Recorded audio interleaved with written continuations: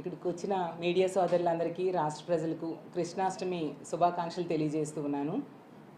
మనం చూసాం మొన్న అచ్యుతాపురం సెజ్లో ఎసెన్షియా ఫార్మా కంపెనీలో ఒక దుర్ఘటన జరిగింది. ఆ సంఘటన మీద ఈ రాష్ట్ర ప్రభుత్వం అలాగే పాయకరావుపేట ఎమ్మెల్యే గారు అబద్ధాలు చెప్తూ ఉన్నారు. వాటిని ఖండించడం కోసం మీ ముందుకు రావడం జరిగింది. ఆ ఫార్మా కంపెనీలో జరిగిన దారుణం నిజంగా చాలా దురదృష్టకరం. 17 మంది చనిపోయారు, 41 మందికి గాయాలయ్యాయి. గతంలో ఎన్నో ప్రమాదాలు జరిగినా కూడా ఎప్పుడూ జరగనటువంటి విషాదం చోటు చేసుకుంది. కానీ ఈ విషాదంలో ఆ బాధితులకి ప్రాణాలు కాపాడడంలో కానీ, అలాగే క్షతగాత్రుల్ని అంబులెన్సుల్లో తీసుకెళ్లడంలో కానీ, ఆ కంపెనీ యాజమాన్యం మీద చర్యలు తీసుకోవడంలో కానీ ఈ రాష్ట్ర ప్రభుత్వం పూర్తిగా విఫలమైంది. అలాగే తీసుకుంటే చంద్రబాబు నాయుడు గారైనా, మంత్రులైనా, స్థానిక మంత్రి అయినా, అలాగే ఎంపీ ఎమ్మెల్యేలు అందరూ కూడా వాళ్ళకి అండగా నిలబడడంలో విఫలమయ్యారు. చంద్రబాబు నాయుడు గారు ఈ కూటమి ప్రభుత్వం ఎక్కడో మదనపల్లిలో పేపర్స్ తగలబడిపోతే హెలికాప్టర్ ఇచ్చి డీజీపీని పంపించారు. మరి 17 మంది ఎంత దారుణంగా యాక్సిడెంట్లో చనిపోయారు. ఏమి ఒక హెలికాప్టరో ఫ్లైటో వేసి హోంమంత్రి గారిని అలాగే డీజీపీ గారిని అక్కడికి పంపొచ్చు కదా, అలాంటి ఆలోచన రాలేదా? అంటే కాలిపోయిన పేపర్లకు ఉన్న విలువ 17 మంది ప్రాణాలకు లేదా? ఉత్తరాంధ్ర ప్రజల ప్రాణాలకు అంత విలువ లేదా అని నేను అడుగుతూ ఉన్నాను. అలాగే తీసుకుంటే పాయకరావుపేట ఎమ్మెల్యే గారు, ఆవిడ ఎంతసేపు కూడా జగనన్నని తిట్టడం కోసమే ఆవిడ టైం వెచ్చిస్తారు తప్ప ఎక్కడా బాధ్యతగా తనకిచ్చిన బాధ్యతని నెరవేర్చడం మనం చూడలేదు. ఎంతమంది చనిపోయినా కూడా చంద్రబాబు నాయుడు గారు పరామర్శకు వెళ్ళాక ఒక ఉన్నత స్థాయిలో సమీక్ష చేయాల్సిన అవసరం లేదా? రాష్ట్ర స్థాయిలో సమీక్ష చేశారా? ఒక industries department, factories department, pollution department, కార్మిక శాఖ, వీళ్ళందరితోని ఒక ఫైర్ డిపార్ట్మెంటు, ఎలక్ట్రికల్ డిపార్ట్మెంటు రాష్ట్ర స్థాయిలో ఉంటాయి కదా, వీళ్ళందరితో కలిపి ఒక సమీక్ష చేశారా? ఇదేమీ చేయకుండా వీకెండ్కేమో స్పెషల్ ఫ్లైట్లో హైదరాబాద్ వెళ్ళిపోయారు. సరే మంచిదే, కానీ ఇవి చేసి వెళ్ళొచ్చు కదా. అంటే లెక్కలేనితనం, నెగ్లిజెన్సీ, ప్రజల ప్రాణాల మీద వాళ్ళకున్న నెగ్లిజెన్సీని తెలియజేస్తూ ఉంది.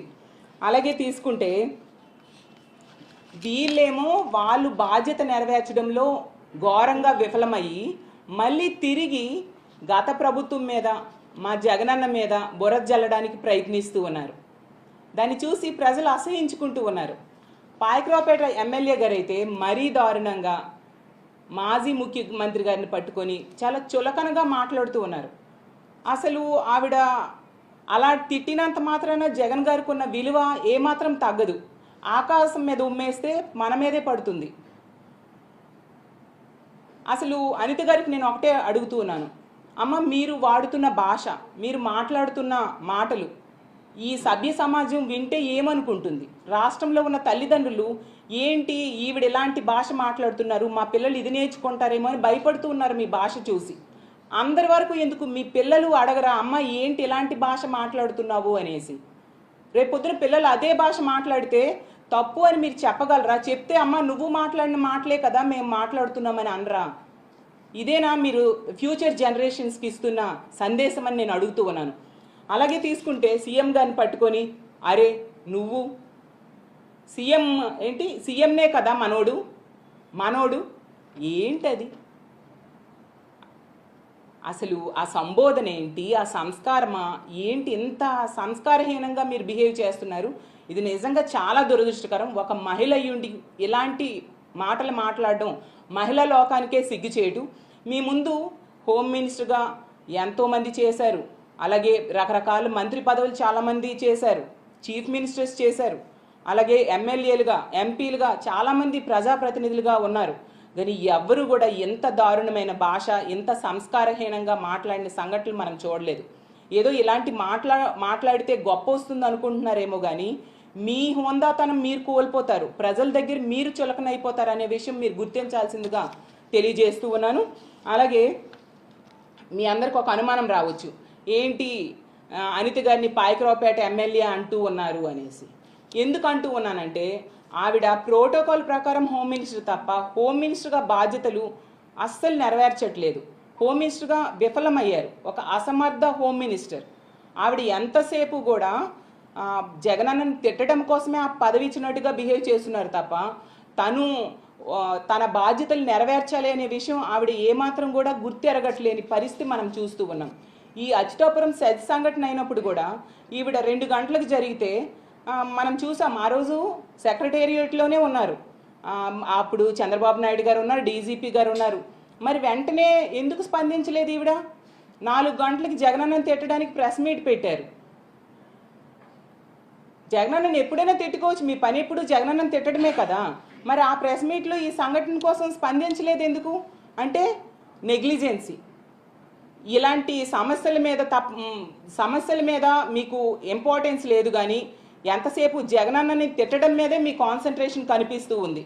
అలాగే తీసుకుంటే ముచ్చిమరి సంఘటన జరిగింది, 50 రోజులు అయింది, కనీసం పరామర్శకి వెళ్ళలేదు.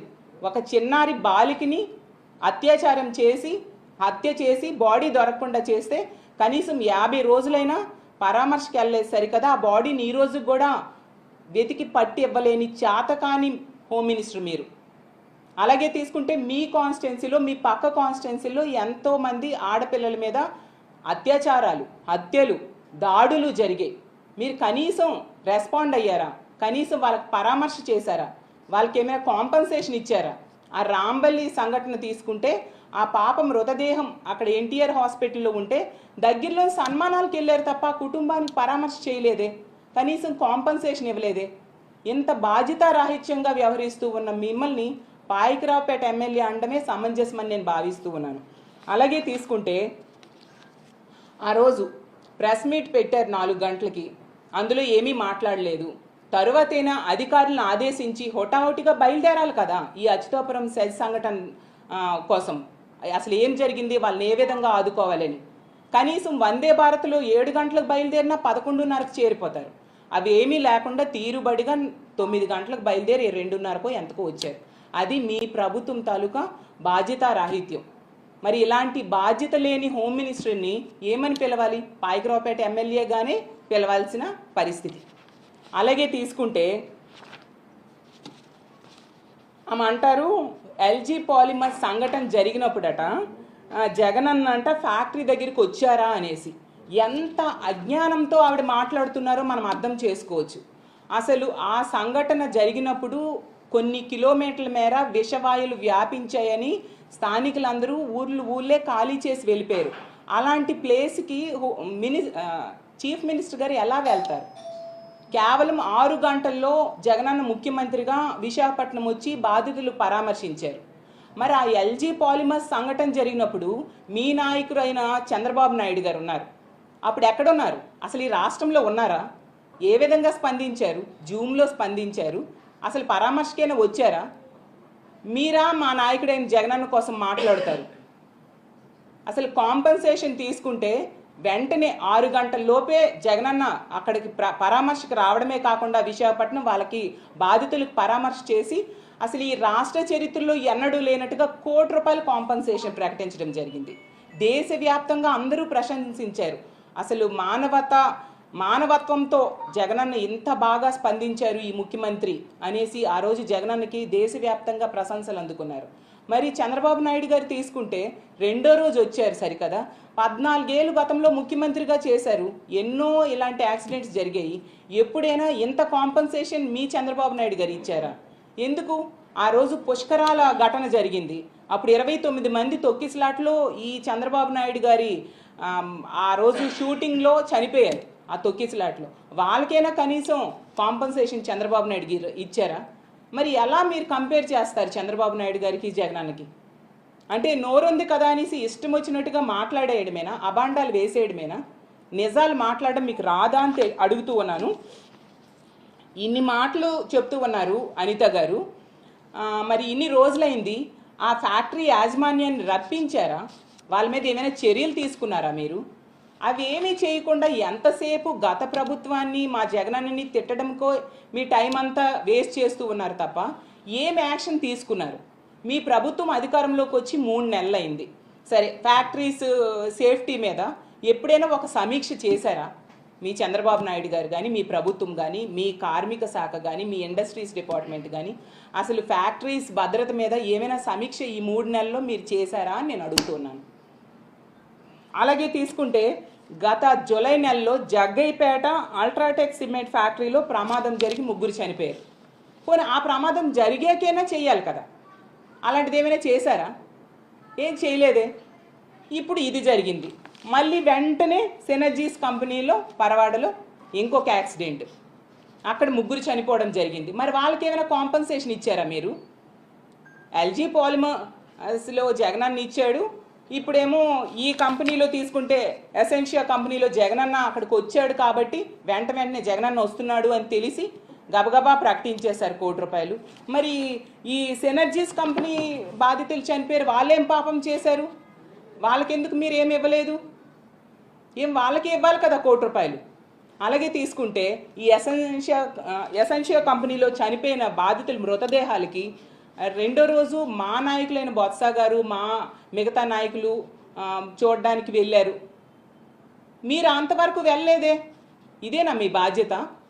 మీరు చేయాల్సిన పని ఇదేనా? అలాగే ఇంకో మాట కూడా అనిత గారు అంటూ ఉన్నారు, మా జగనన్న ప్రభుత్వంలోనంట భద్రతా చర్యలు తీసుకోలేదు, సేఫ్టీ ఆడిట్ నిర్వర్తించలేదు అనేసి అంటూ ఇష్టం వచ్చినట్టుగా మాట్లాడుతున్నారు. కానీ మా జగనన్న ప్రభుత్వంలో అత్యంత విజయవంతంగా సేఫ్టీ ఆడిట్ చేయడం జరిగింది.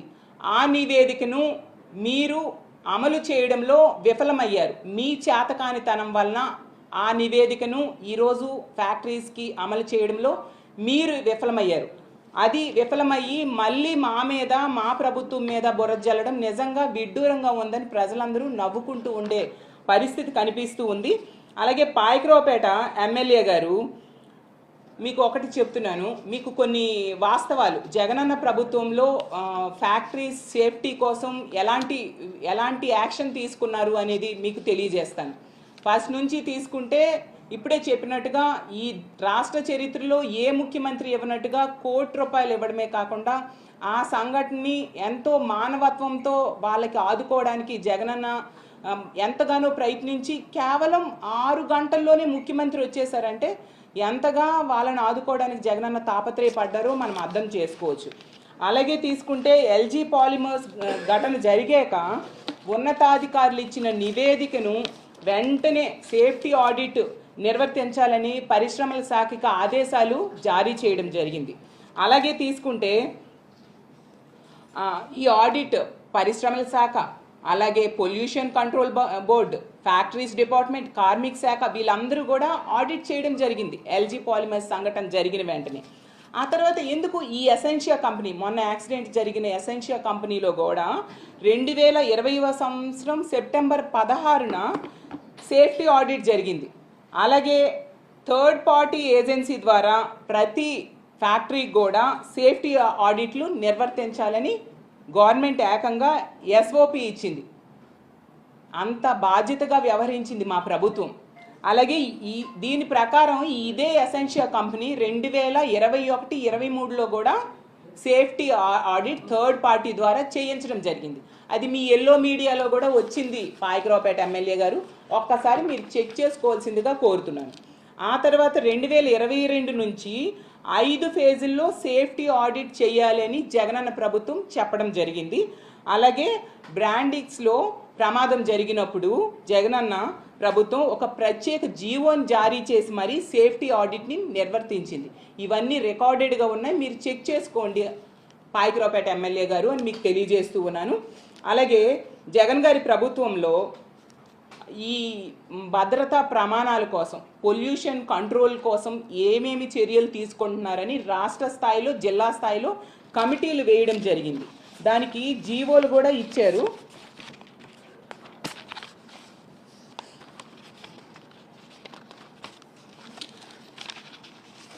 జీవోలు కూడా ఇవ్వడం జరిగింది. అందులో రాష్ట్ర స్థాయి కమిటీలో AP pollution control board member secretary, అలాగే director of factories, commissioner of labour, పరిశ్రమల శాఖ కమిషనరు వీళ్ళందరూ కూడా సభ్యులుగా ఉండడం జరిగింది. అలాగే జిల్లా స్థాయి కమిటీల్లో జిల్లా కలెక్టరు, పరిశ్రమల శాఖ GM, factories deputy chief inspector, labour deputy commissioner, APPCB అంటే Andhra Pradesh pollution control board regional అధికారులు సభ్యులుగా ఉన్నారు. అంటే రాష్ట్ర స్థాయిలో, జిల్లా స్థాయిలో కమిటీలు ఏర్పాటు చేయడం జరిగింది. ఇంతగా పరిశ్రమల భద్రత కోసం జగనన్న చర్యలు తీసుకోవడం జరిగింది. ఇవన్నీ కూడా రికార్డెడ్గా ఉన్నాయి. అలాగే తీసుకుంటే ఆ జీవో ఇచ్చి వదిలేయలేదు జగనన్న. సమీక్ష చేయడమే కాకుండా తనిఖీలు నిర్వర్తించి 5 ఫేజుల్లో ఇవన్నీ అమలయ్యేట్టుగా చర్యలు తీసుకోవడం జరిగింది. అసలు నిజం చెప్పాలంటే ఇప్పుడు చీఫ్ సెక్రటరీగా ఉన్న నీరబ్ కుమార్ ప్రసాద్ గారు ఆ రోజు అటవీ పర్యావరణ శాఖ స్పెషల్ సిఎస్గా ఉన్నారు. అతనే సెప్టెంబర్ 16న మరో మెమో ఇచ్చారు. అంటే రెడ్ కేటగిరీ పరిశ్రమలతో పాటు మిగతా పరిశ్రమల్లో కూడా ఈ భద్రతా ప్రమాణాలు, కాలుష్య నివారణ కోసం ఏంటి తనిఖీలు నిర్వర్తించాలి అనే దాని మీద ఒక మెమో ఇవ్వడం జరిగింది. 3 నెలల్లో ఆ తనిఖీలు నిర్వర్తించి నివేదికలు అందజేయాలని చెప్పి ఇదే నీరబ్ కుమార్ ప్రసాద్ గారు ఇచ్చిన జీవోలో ఉంది. అలాగే పరిశ్రమల్లో సేఫ్టీ ఆడిట్లు నిర్వర్తించి వాటి కాంప్లయన్స్ నివేదికలు కూడా తెప్పించుకోవడం జరిగింది. ఎంత చక్కగా ప్రమాదాల నివారణ కోసం జగనన్న ప్రభుత్వం ఆ రోజు చర్యలు చేపట్టడం జరిగింది. ఇవన్నీ మీరు తెలుసుకోవాలంటే ఈ నీరబ్ కుమార్ ప్రసాద్ గారు ఇప్పుడు చీఫ్ సెక్రటరీగా ఉన్నారు. అతన్ని అడిగి తెలుసుకోండి. అతను ఆ రోజు అక్కడ వర్క్ చేశారు. అతన్ని అడిగి తెలుసుకోండి. అలాగే తీసుకుంటే మొన్న చంద్రబాబు నాయుడు గారు వచ్చారు మన విశాఖపట్నం. వచ్చి ఎంతసేపు కూడా ఈ జరిగిన దుర్ఘటన అంతా కూడా జగనన్న ప్రభుత్వం మీద నెట్టేయడానికే తాపత్రయపడ్డారు తప్ప ఏమి చర్యలు తీసుకోవాలి అనే దాని మీద కాన్సన్ట్రేషన్ లేదు. అసలు చంద్రబాబు నాయుడు గారు అతను ముఖ్యమంత్రిగా 14 ఏళ్ళు గతంలో చేశారు. ఇలాంటి సంఘటనలు జరగలేదా? ఎందుకు? పరవాడ ఫార్మాసిటీలోనే 24 యాక్సిడెంట్స్ జరిగితే 21 మంది చనిపోయారు 2014 నుంచి 19 మధ్య. 69 మంది గాయాలయ్యాయి. ఇంకా రాష్ట్ర వ్యాప్తంగా తీసుకుంటే లెక్కలేనని. ఇన్ని జరిగి ఈ ఒక సంఘటన జరిగింది, అది గత ప్రభుత్వం మీద నెట్టేయడానికి మీరు ప్రయత్నించడం ఏంటో అర్థం కావట్లేదు. అలాగే పాయకరావుపేట ఎమ్మెల్యే గారికి ఇంకో సూచన. మీరు ఎంతసేపు మా జగనన్న మీద, మా జగనన్న ప్రభుత్వం మీద కామెంట్స్ చేయడము, విమర్శలు చేయడము మానేసి అసలు మీ బాధ్యతని సక్రమంగా నిర్వర్తించడానికి ప్రయత్నిస్తే బాగుంటుందని తెలియజేస్తూ ఉన్నాను.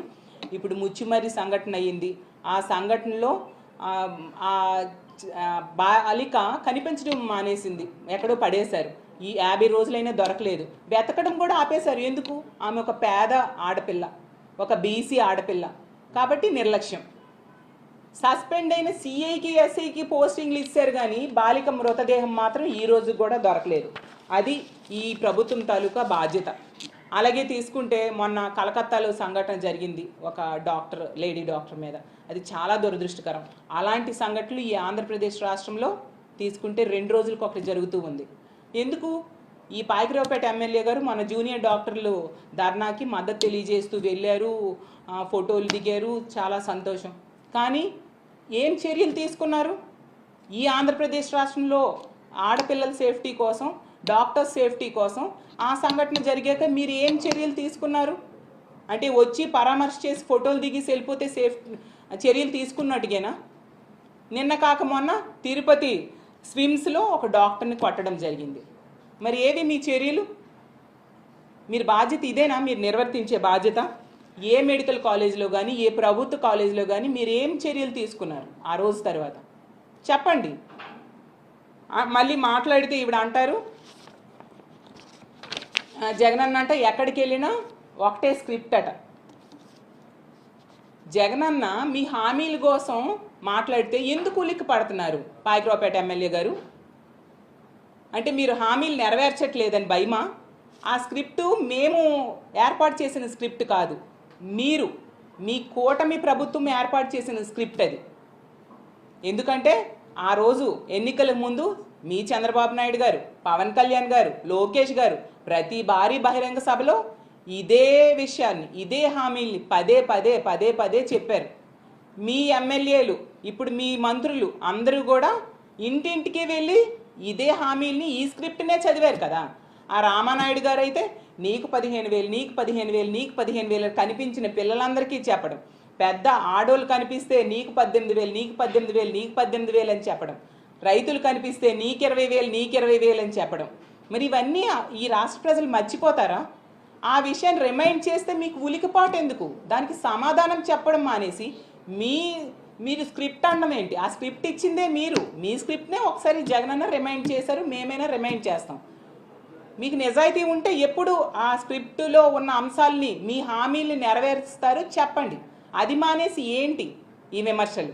ఎప్పటికైనా నేను తెలియజేసేది ఏంటంటే, మీరు ఎంతసేపు కూడా